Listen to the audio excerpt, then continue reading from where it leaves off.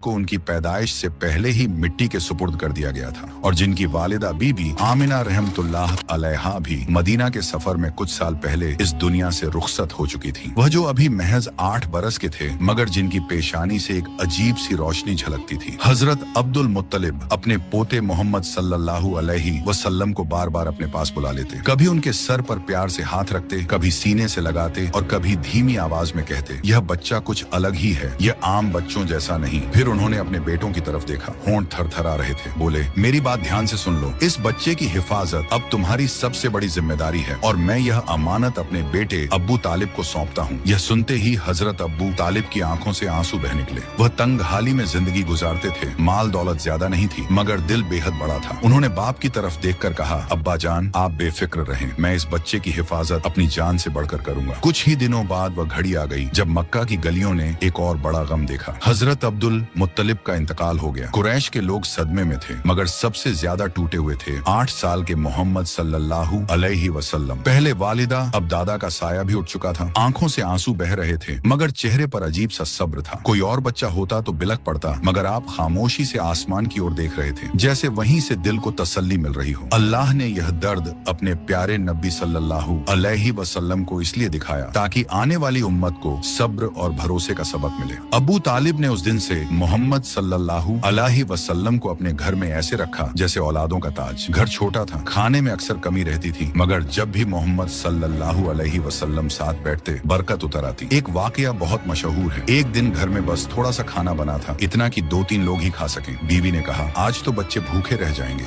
मगर हजरत अब्बू तालिब ने मोहम्मद सल्लल्लाहु अलैहि वसल्लम को पास बैठाया और कहा, बेटा तुम भी हमारे साथ खाओ। जैसे ही आपने बिस्मिल्लाह पढ़कर खाना शुरू किया वह थोड़ी सी नेमत बढ़ती चली गई। सारे बच्चे खा गए, घर वाले भी खा गए और थाली में फिर भी खाना बाकी था। बीवी हैरानी से बोली, ये कैसा करिश्मा है? आगे की कहानी के लिए पार्ट 10 जरूर देखें।